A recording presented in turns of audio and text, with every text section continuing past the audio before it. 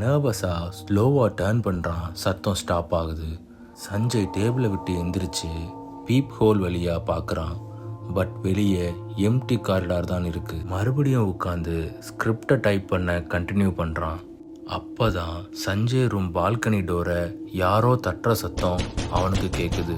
Third ஃப்ளோரில் இருக்கோம், பால்கனிக்கு யாரும் வர முடியாது, அப்போ எப்படி சத்தம் கேட்குது அப்படின்னு பயந்து போயிட்டான் சஞ்சய்.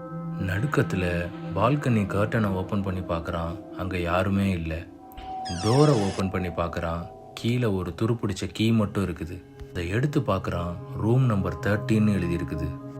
இங்கே எப்படி இந்த கீ வந்திருக்கும்?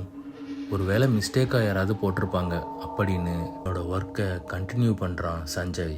சடன்லி லேப்டாப்பில் ரூம் நம்பர் 13 ரெடியாக இருக்குன்னு ஒரு டெக்ஸ்ட் தெரியுது. பயத்தில் ஆடி போன சஞ்சய் ஸ்கிரிப்ட் பேஜுக்கு ரிட்டர்ன் ஆகலான்னு கிளிக் பண்ணுறான். லேப்டாப் ஒர்க் ஆகலை. திடீர்னு லைட் எல்லாம் ஆஃப் ஆகுது. அப்போ ஒரு குரல், வாங்க சார், ரூம் நம்பர் 13 ரெடியாக இருக்குது அப்படின்னு அவனுக்கு கேட்குது. பயந்து போன சஞ்சய் ரூமை விட்டு போயிடலான்னு டோரை ஓப்பன் பண்ணுறான். காரிடார் ரொம்ப ரொம்ப நீளமாக குறுகலாக இருக்குது. அந்த காரிடார் ரொம்பவே வித்தியாசமாக இருந்தது. அது அவனுக்கு ஒரு வித பயத்தை கொடுத்துச்சு. காரிடாரோட எண்டில் ஒரு பழைய டோர் ரூம் நம்பர் 13 போட்டு இருந்தது. காரிடாரில் நடந்து போய்